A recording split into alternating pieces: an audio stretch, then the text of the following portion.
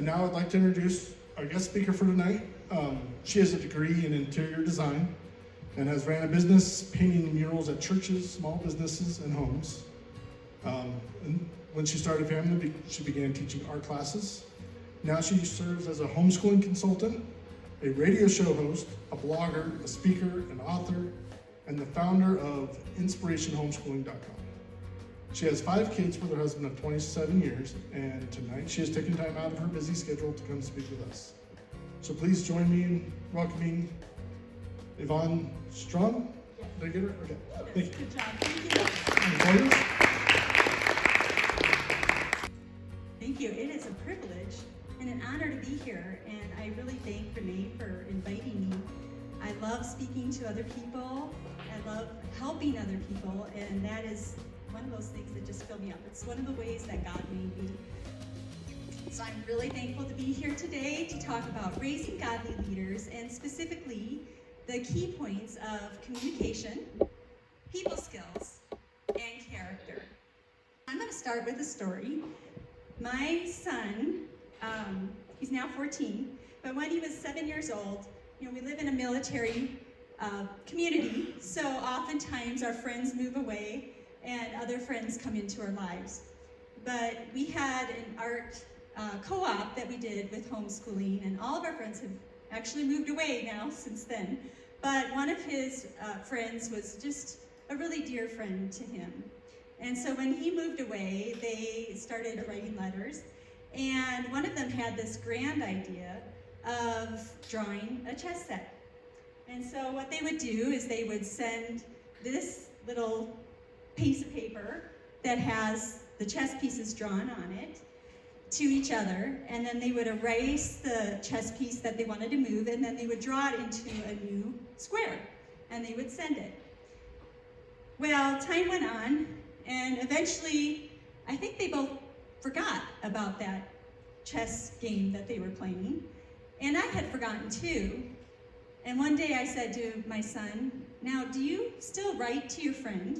And he's like, "Well, we haven't written in a while." I said, "Do you still play chess?" "No, I don't even know whose turn it is." And I looked through his notes and his letters that he had gotten and found the chessboard. So communication had ceased because they didn't keep it up. Communication is such a big part of leadership. So speaking of chess, I met somebody last week who runs the Pals Chess Club in Denver. And he's thinking about trying to get it into, different schools and such down here, and co-ops and homeschooling. But he had this incredible story. He now runs the Pals Chess Club, but his son, when he was age 4, had to have brain surgery because he had so many epileptic seizures. So they did the brain surgery at that time, and shortly after that, he thought that maybe he would try chess. Well, he was learning from a national champion who previously owned the Pals Chess Club. And he's now an adult, but he proceeded to be a champion, a national champion in chess 3 times already. And his dad owns the Pals Chess Club, and he works there and mentors the other kids and teaches other kids. So often what his dad told me was that in order to encourage people to be part of this chess club, his son, who has now had 4 brain surgeries, and they actually had to sever one side from the other because one side of his brain was actually shrinking, and they didn't want it to affect the other side because then he would pass away. So he operates out of one side of his brain, and he's kind of, just kind of humorous about it. And so what they do is they set up like 9 different chess boards, and they have these kids as opponents, and he takes his queen chess piece, so it gives himself gives them an advantage, and he plays with them.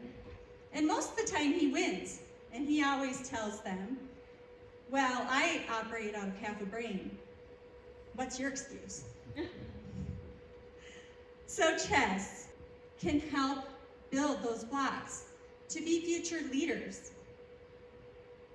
Chess in particular involves all levels of critical thinking, knowledge, comprehension, and analysis, evaluation.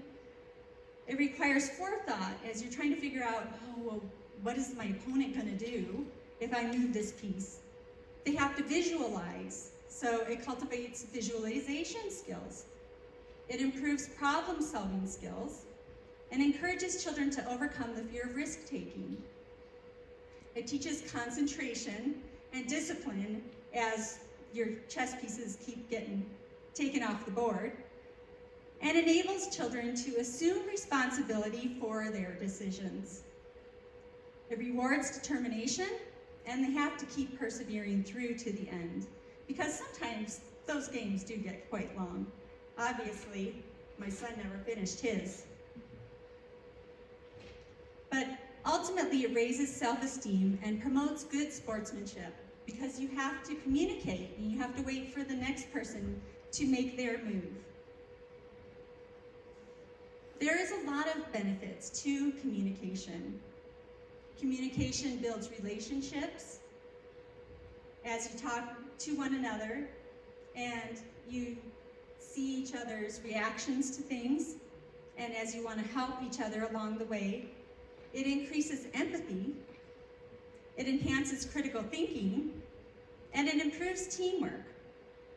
And most of all, you can work together to solve conflicts. So there is one thing that us as parents need to do that is so incredibly important when we teach our children communication. There is great power in words. Think about it. In Genesis 1, God spoke creation into existence. But we are reminded way more often in Scripture about the power of words. In Proverbs 18:21, we are told that death and life are in the power of the tongue.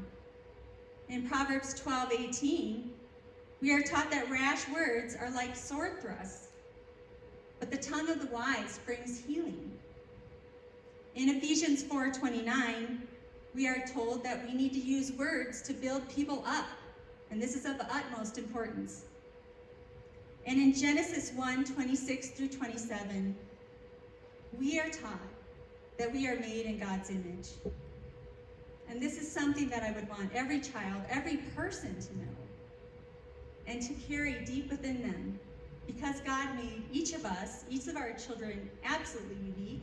They can fill a purpose that no one else can fill. And they have certain things that happen in their lives that impact that purpose and that mission. And we need to encourage them to use all those gifts, all those experiences, and everything to serve others. Cultivating good communication. Well, we start with the basics when our children are babies. We start with those oohs and ahs and big smiles and visual expressions, and we usually are making everything big and fun and exciting, and they watch us, and they're developing eye contact.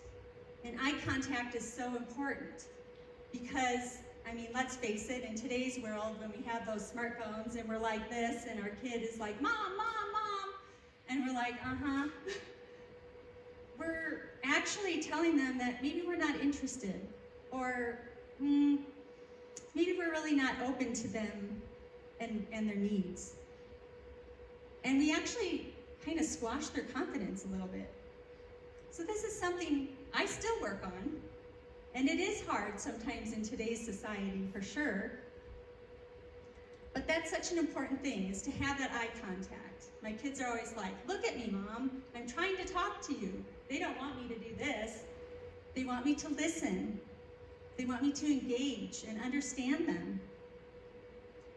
And one of the biggest things that I love to teach my kids, and we have to work on this a lot in our family because we're a family of 7, is that we need to not interrupt.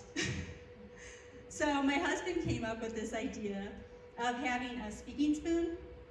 So we have this at our table at supper quite often. And as time went on, we would stop for a little while, and then sometimes we joke about bringing it back because we're still working on interrupting each other. But basically the whole idea was, if you're talking, you got the speaking spoon, so you could talk like in a microphone. And when it was somebody else's turn, then you hand it to them. And so therefore, we are gonna try not to interrupt each other.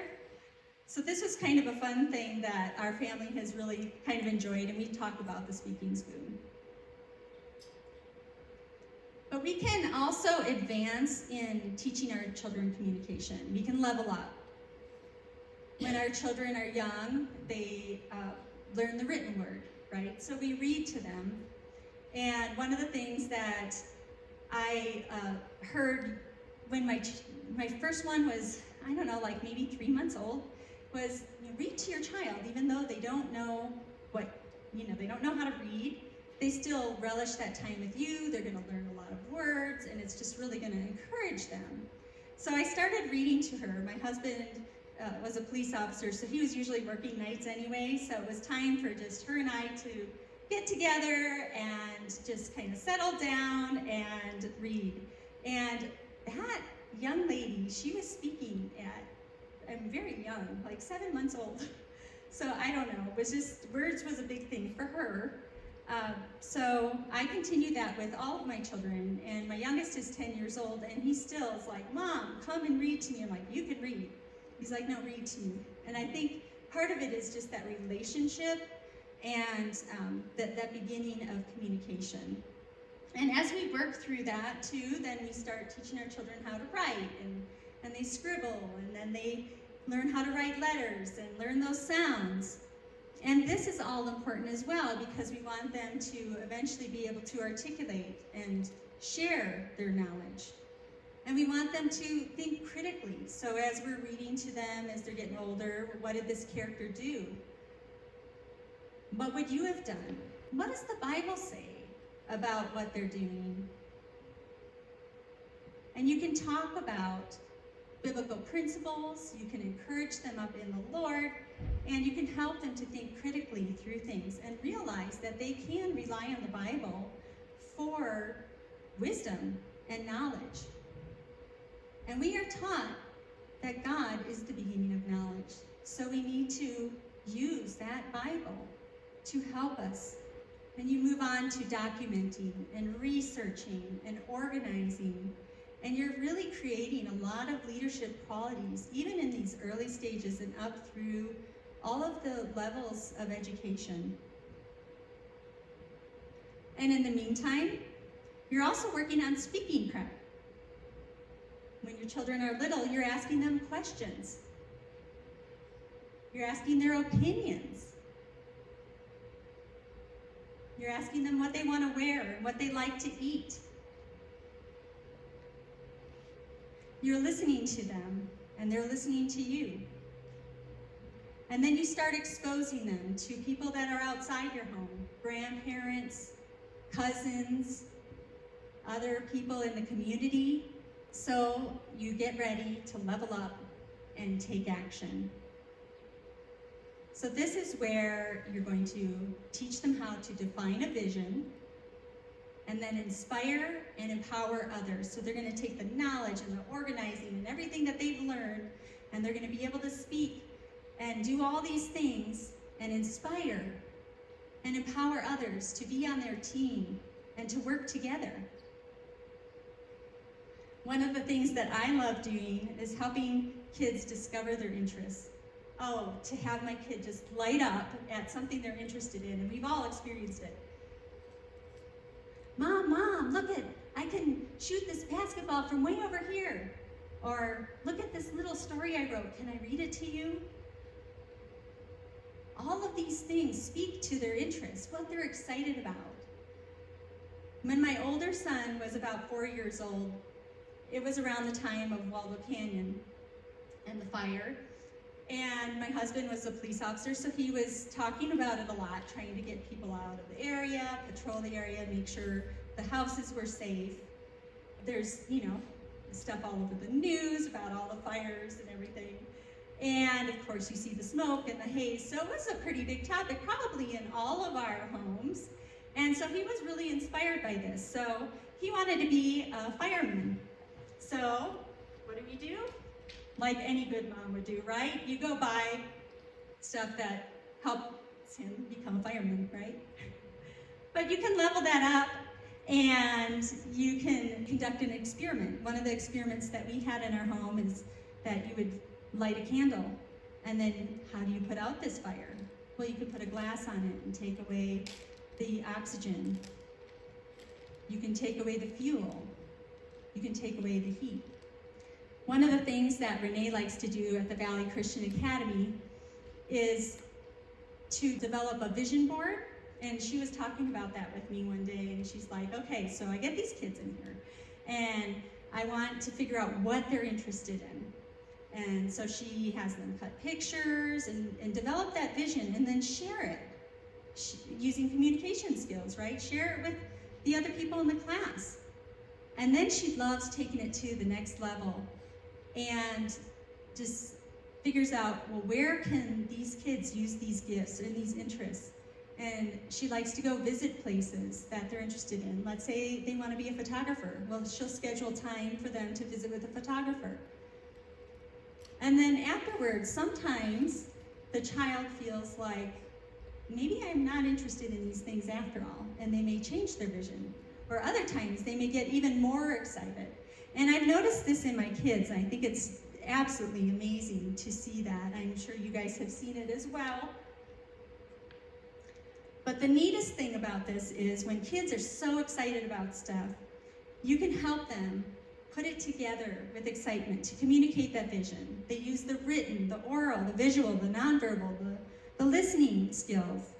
And this all transfers into leading others, into a job initiative, into teamwork, and into analytical skills.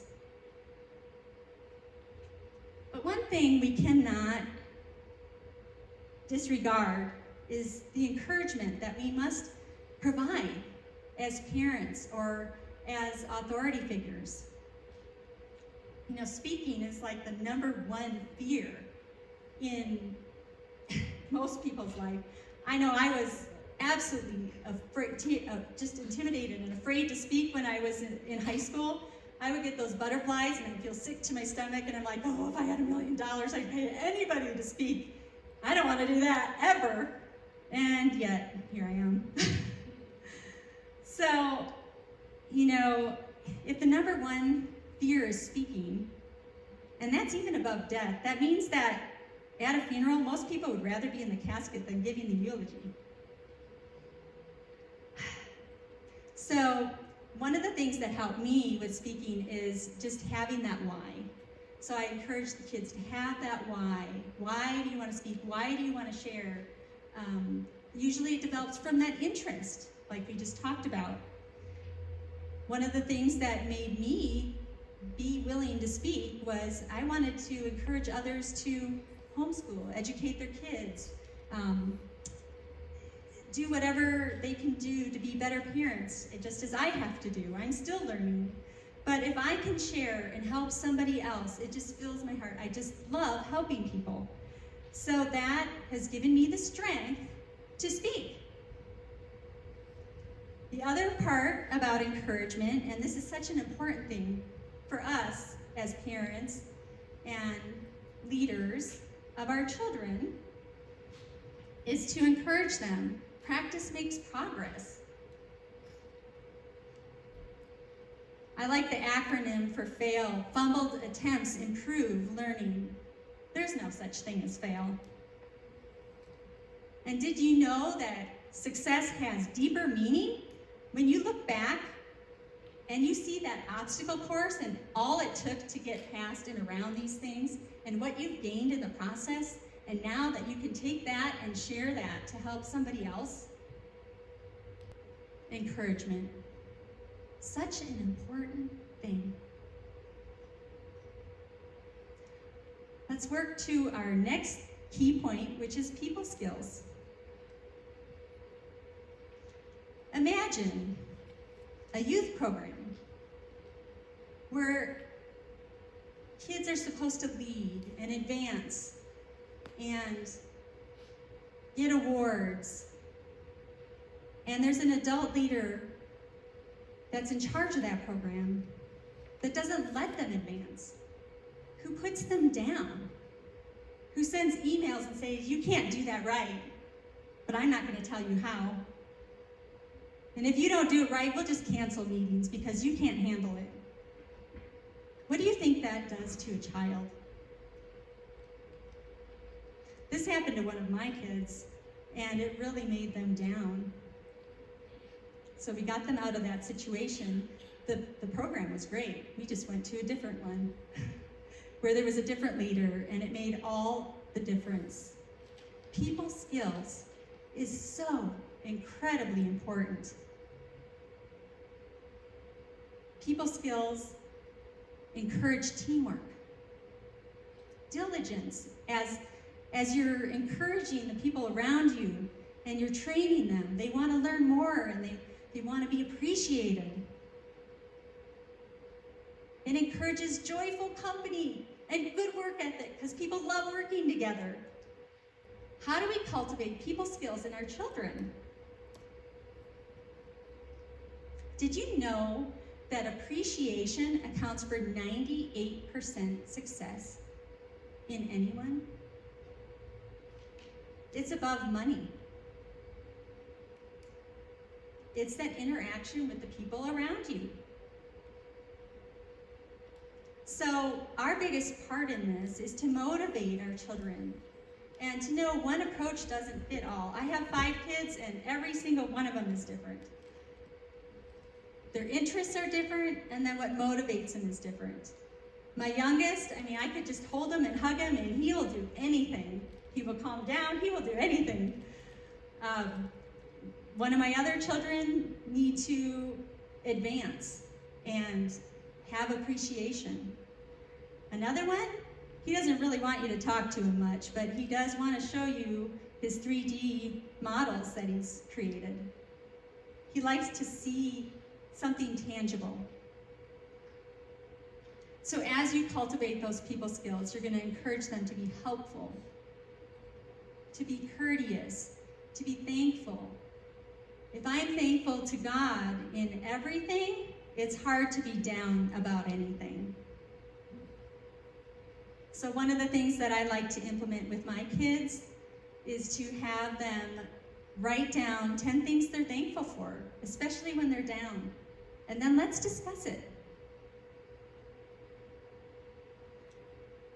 We encourage them to be friendly, kind, and thoughtful. And then this is a big one, to be empathetic, to treat others the way they want to be treated. I certainly want to be treated the way I would like to be treated, kind, with respect. So we can level up, we can advance our children in their people skills. And one of the ways we can do this is we can develop scenarios. We can put teamwork together.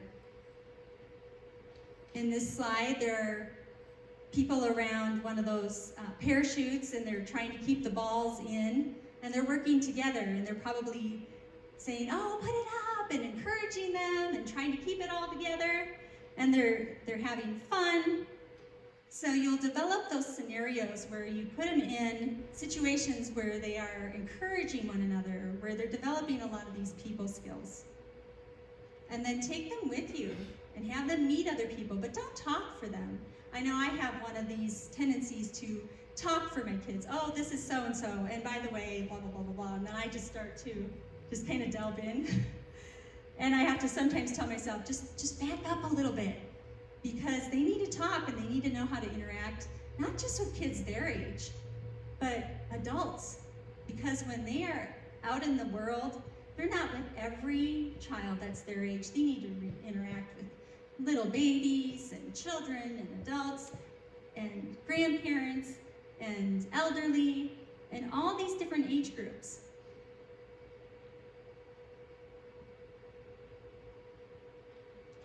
And the other thing that is kind of a neat thing to do is to have them look at other people and say, well, what is their strength? And how could they use that to help somebody else? Because when you are a leader, you have to find those strengths that people have and leverage them to accomplish something. And then encourage respectful debate. I know my kids don't always agree with all my decisions, but if they're respectful to me as they articulate how they feel, we can talk about it. And that is something that will transfer into the workplace, into their friendships, into their marriages. We also want them to be open-minded so they can work together and listen and have those negotiation skills. So let's level up and take action. Let's have them manage a team. For instance, if you have children playing tug of war, maybe it's good for them to figure out who's at the front and who's at the back. Do they want the stronger one at the front pulling on the rope? Or do they want the smaller one in the front? So if everybody falls, they don't fall and hurt the youngest one. Having them manage teams in small scenarios will help them to be able to take action. Have them have a mock debate. Have them create goals and figure out a plan to achieve those goals, because goals look so big when you look at the goal itself, but there's always steps to get there, and all we have to do is be able to take the next step. So let's talk about the last key point, which is good character. And this is so incredibly important. I guess if I was to say that I knew somebody with good character, probably the person I would use would be my husband, actually. When I first met him, we just talked and became good friends. And he wanted to go out to a movie as a friend, and I was like, okay, yeah, let's do that. But he called me up, and he was with his family, and his grandma was in the hospital, and he said, can I just get a rain check because my grandma's in the hospital? And he seemed so incredibly worried that he was just gonna lose this opportunity, and I was like, this is great, this is a guy of good character. He cares for his family. That's gonna transfer into our marriage and our family. And over the years, I discovered more examples of good character. One of the other things that still just makes me go, wow, is when he was in the military, he was in the 82nd Airborne Division. And so he was parachuting, and he had a bad jump, and so he hurt his feet and, some different areas. And when he finished his tenure there, when he finished his commitment, they sit him down and they say, well, okay, so you got hurt, and we have record of some of this, but you can sign up for some income, some monthly income because of this reason. And he said, no, I can walk, I can serve, I can do all the things I did before. I'm not doing that. And I realized he could have taken that the rest of his life and had some extra income, and it wouldn't have hurt anybody, but he had integrity. He was a man of good character. And I look up to him a lot for advice because he helps me a lot with that as well. I love acronyms. So when I talk about good character, I like to think, okay, we're talking about leadership, right? So we have good character in the word leader. L means loves God. We lean on God. God is supposed to be first. The Bible says, put God first. Love God with all your heart, soul, and mind. And without God, how can we be good leaders? Because what foundation are we standing on? E stands for ethical. And I would like to read a quote by General MacArthur. This one I put in my book, and I just love this quote. Because as parents, as teachers, as whatever way we serve our kids, we are first leaders. We are leading by example, And what we do makes a big difference. And I just love his quote. General Douglas Smith Garthard was a great leader in World War I and World War II. He was also a leader in the U.S. Military Academy at West Point. He knew firsthand the scope of obligation and dedication one must maintain when leading others. This is his quote. "A true leader has the confidence to stand alone, the courage to make tough decisions, and the compassion to listen to the needs of others. He does not set out to be a leader, but becomes one by the equality of his action and the integrity of his intent." That is one of my favorite quotes on leadership.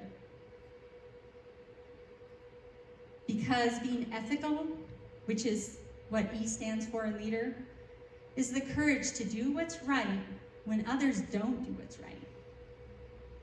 And the integrity to do what's right even when no one is looking.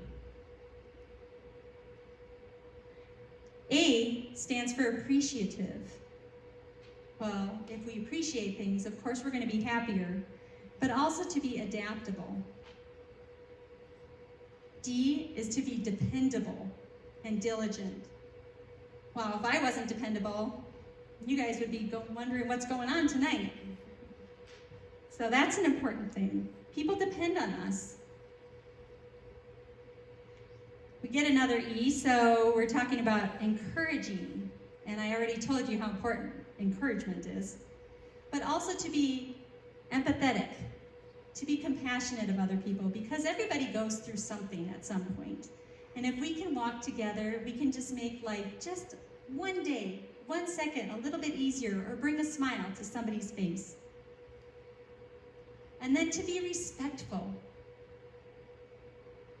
But there's another thing that I feel like is so incredibly important, even though it doesn't fit in the acronym, and that's to be humble.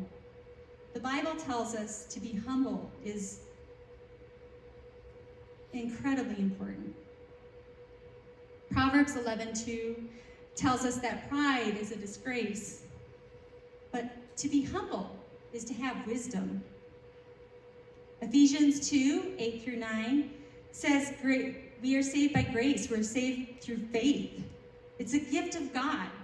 It's not a result of works. We can't take our resume or our list with us and say, "Hey God, look at all these things I did. I'm here, right?" Yeah. He doesn't want us to boast. He wants us to lean on him, to use the gifts that he has given us, to give him the glory. We are created to give God glory.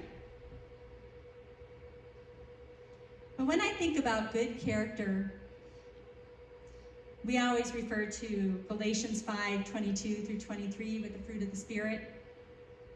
And that's love and joy and peace and patience and kindness and goodness and faithfulness and gentleness and self-control, all such important things to good character. So how do we cultivate good character in our kids? What is the most important thing? Well, we need to lead by example, right? Kids are watching us, even when no one else is. And it's so easy to say, "Hey, this is what you're supposed to do," while, they might have seen me do something different before. So that's important.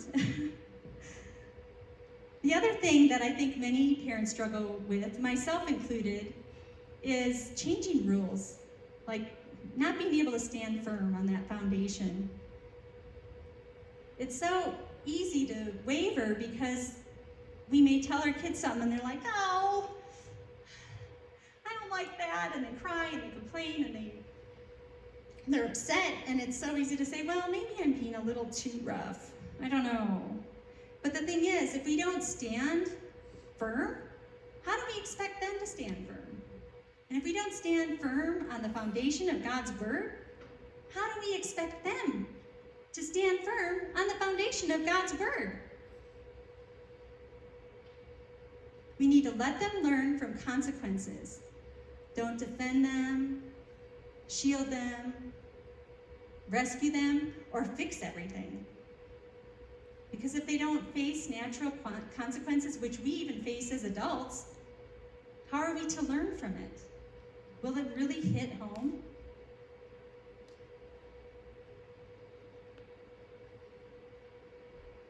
When I think of discipline, I think of the root word disciple. And discipleship is teaching, following Jesus and teaching.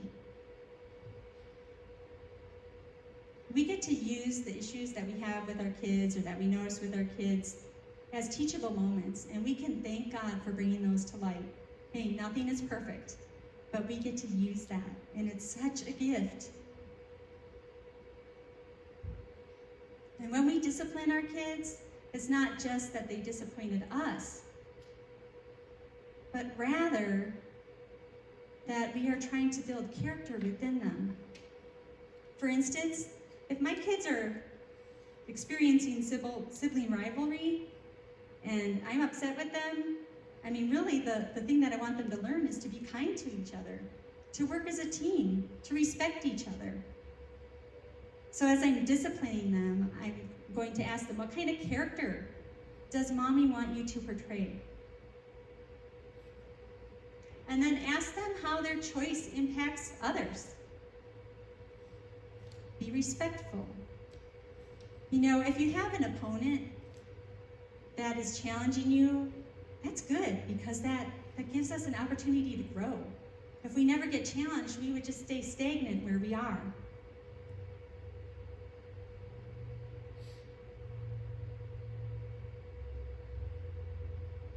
We want to encourage them perseverance,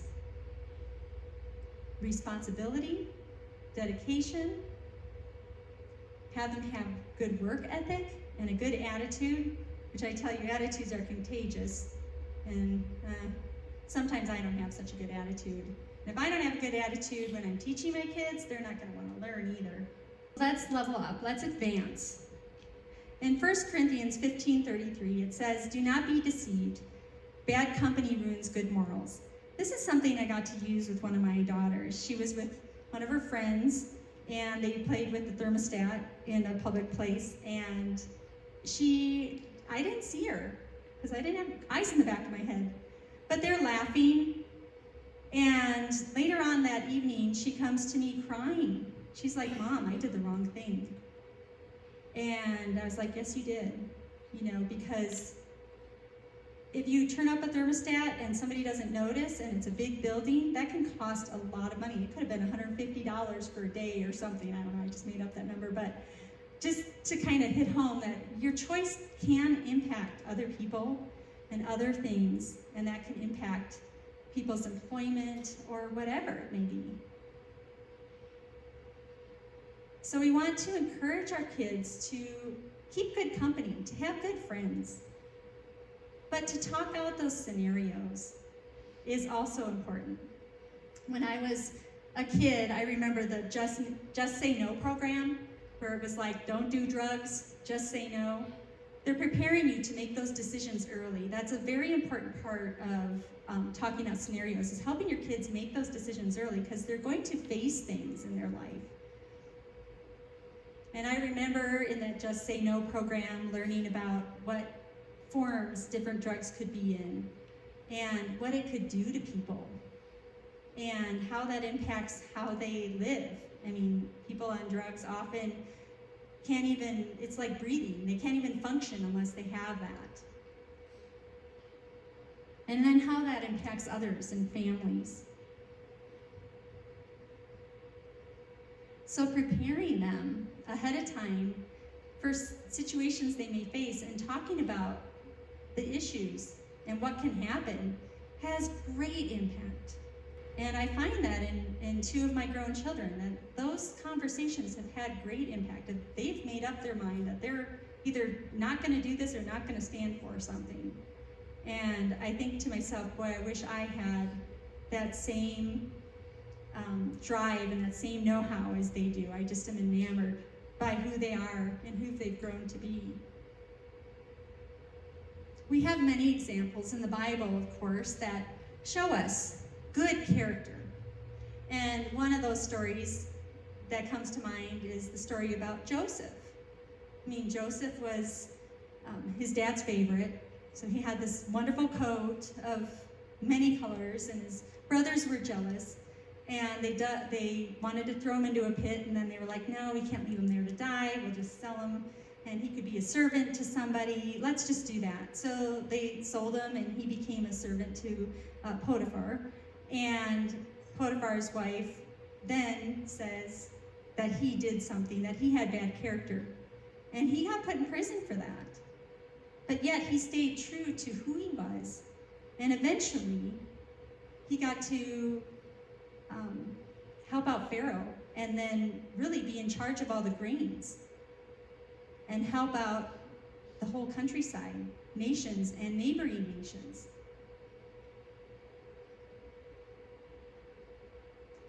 So when we're talking about character, we want to talk about accountability, not just to others, but to God.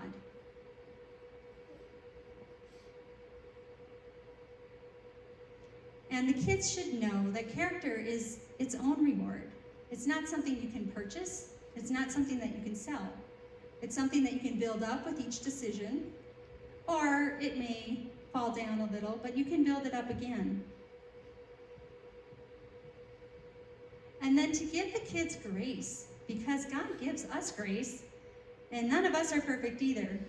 So we just ask what we have learned and encourage them to do better next time, to make better choices. So let's level up to the take action part of character, where we want to provide opportunities to serve. And one of the ways that our family loves serving is sometimes it's just encouragement, bringing chocolate to a friend, sitting there and talking to them, maybe providing a meal, whatever you can do just to help. It doesn't always have to be sign up and do this thing amongst millions of other people. Do it behind closed doors. We don't need to boast. We just need to help. Have that opportunity to serve. And that will encourage leadership. Of course, sports and games also do that. They also give them the opportunity to take action and learn a lot about leadership as well. You can put them in scenarios where they're responsible, maybe babysitting a younger brother or sister. And then my favorite, entrepreneurship. I love that. One of my daughters at age 12 saw me making a cake for my niece for her wedding. And she's like, oh, I really want to learn how to make cakes. So I was like, well, I can teach you. Eventually, she just got better and better and better at making cakes. And she started her Facebook page, and she was getting 1 or 2 orders a month making cakes. But it wasn't just about making cakes. She's not doing that right now for a living. In fact, she's going to school for criminal justice. Total opposite. But she learned a lot about life and character and all kinds of leadership skills from making cakes, because she had to be responsible. She had to do what she was asked to do in a timely manner. She had to manage her money. She had to manage her time. And she still had to get her schoolwork done. So I think entrepreneurship is just an incredible way to teach your children leadership. And the biggest thing about character is not to be self-focused, but to be a blessing. Instead of, what can I get? Or, ooh, what can I get out of? Like my kids do. I don't want to do the dishes. It's like, how can I help? So I'm trying to always encourage them, well, my husband jumps in and helps me anytime he sees a need. He doesn't even have to ask. He just does it. Can you do that? But that's what we're trying to encourage. We're working on it. But it encourages them to be kind, to be thoughtful, to love others. So what you want to do is just always be involved in mentoring and helping them along the way. So as we look at communication, people skills, and character, We can know that everyone is going to lead at some point. It may be leading in a game, putting a team together. It may be in a job. It's as a parent. We're leaders as parents, big sisters, big brothers. We may be organizing events. But one thing we should always know is that leaders are not elevated above others at all. In fact, they're the best servers. Just think about it. Followers serve one leader, but leaders serve many, many followers. I have an activity that we're going to do, and I want you to think about how we can serve as leaders through communication, people skills, and character. We're going to organize a fictitious community picnic, a fundraiser, and I'm going to hold on to one end of yarn and I'm going to name a strength. And then I would want you guys to figure out, well, how can we use that strength to create this picnic fundraiser, to make this a success? And if I accept that job, I'm going to pass that yarn to the next person, who in turn will name their strength, and so on. And we would like everybody to be holding onto that yarn at the end, because we would like everybody to be able to participate and use their strength to work together. We need to figure out how to help others leverage their strengths. And this is going to teach communication, creativity, adaptability, and teamwork. So my strength is art. I'm going to come down there, and I think we could just form a circle, and I think it'd be fun.